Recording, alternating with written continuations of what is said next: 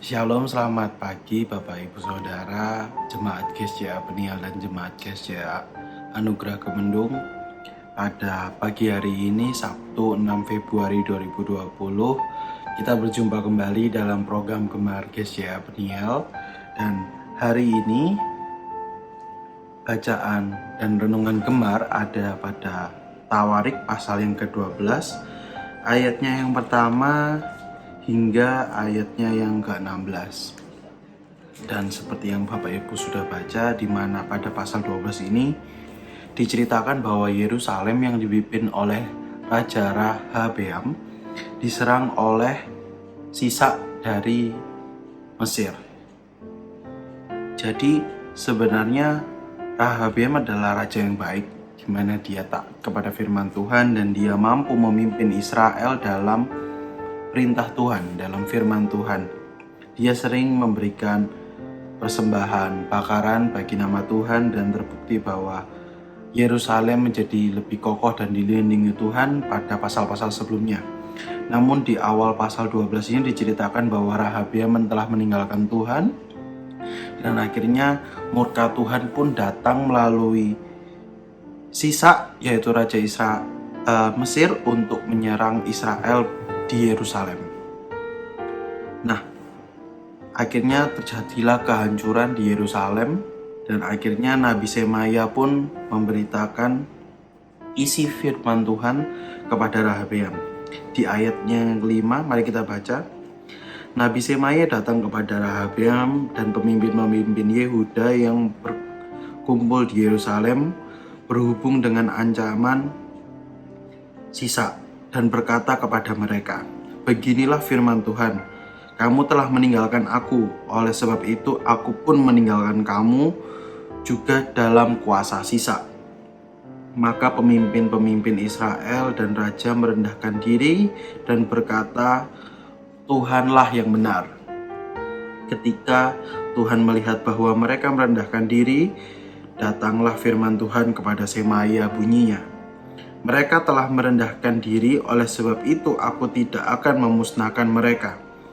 Aku segera akan meluputkan mereka dan menghangatkan murkaku tidak akan dihancurkan atas Yerusalem dengan perantaraan Sisak.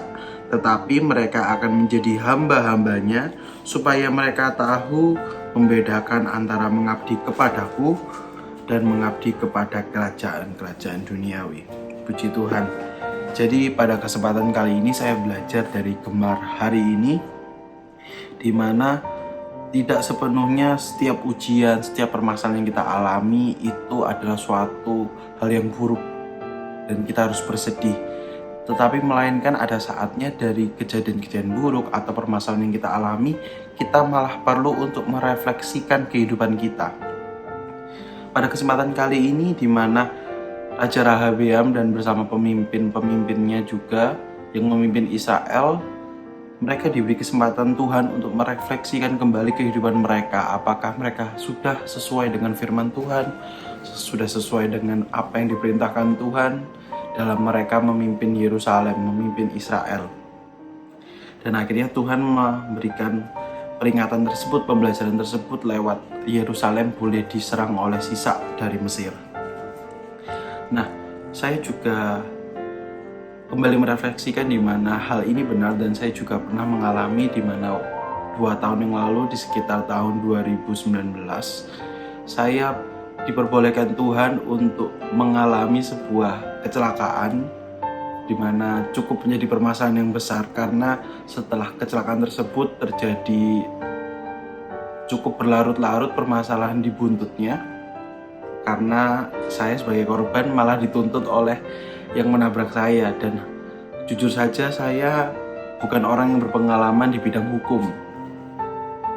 Dan akhirnya dalam kesempatan itu saya boleh dalam kondisi terpojok dan saya akhirnya mendapatkan sebuah pengertian dari Tuhan di mana di sini ya yang namanya diperlukannya sebuah damai sejahtera. Karena selama ini saya berdoa dan saya pun cukup bingung, kenapa sih kok orang minta damai sejahtera ke Tuhan? Damai sejahtera itu seperti apa? Karena mungkin dalam kehidupan saya hampir tidak ada masalah, tidak ada tantangan, tidak ada kondisi yang mungkin memojokkan saya. Ternyata ini yang dimaksud dengan damai sejahtera. Di sana pun saya belajar, oh ini kenapa kok kita harus berdoa kepada Tuhan meminta untuk damai sejahtera buat kehidupan kita. Ternyata sebegitu pentingnya damai sejahtera, atau begitu perlunya saya membutuhkan damai sejahtera itu dalam kehidupan saya.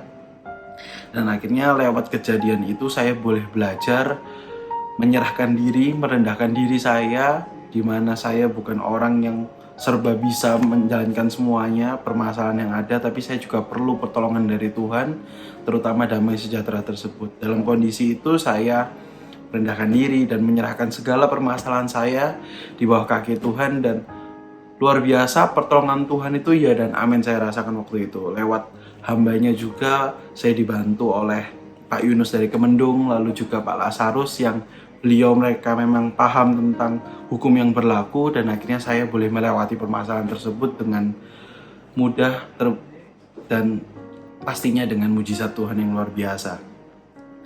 Dari sini saya mengajak Bapak Ibu Saudara untuk mungkin kita pada kondisi saat ini, kita lagi terpojok, kita lagi mengalami permasalahan yang cukup besar dengan kondisi perekonomian, kondisi politik yang tidak stabil juga. Tapi mungkin di saat inilah Tuhan ingin memberikan sebuah pembelajaran, memberikan sebuah waktu buat kita untuk merefleksikan kembali bagaimana kehidupan kita yang sudah kita jalani sebelum-sebelumnya. Dan mari sama-sama kita membawa kehidupan kita, menyerahkan segalanya ke bawah kaki Tuhan, dan Tuhan yang akan memampukan kita untuk bisa hidup sesuai dengan gambarnya, sesuai dengan perintahnya, sesuai dengan jalan hidup yang telah Dia tuliskan untuk kita semuanya.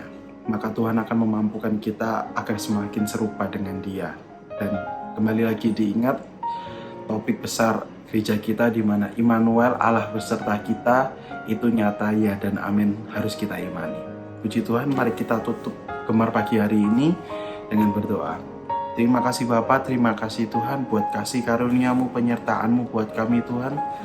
Kami telah boleh melewati banyak Tuhan pembelajaran Tuhan dalam hidup kami Tuhan. Dan biar kiranya Bapa Engkau pimpin kami, bimbing kami Tuhan, buat kami menjadi lebih peka, lebih dengar-dengaran dengan firman-Mu Tuhan, dengan apa isi hati-Mu Tuhan buat hidup kami Tuhan.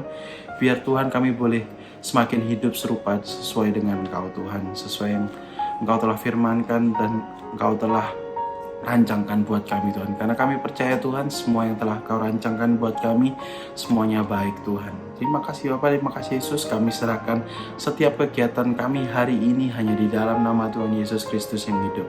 Haleluya, amin. Shalom, selamat beraktivitas. Tuhan Yesus memberkati.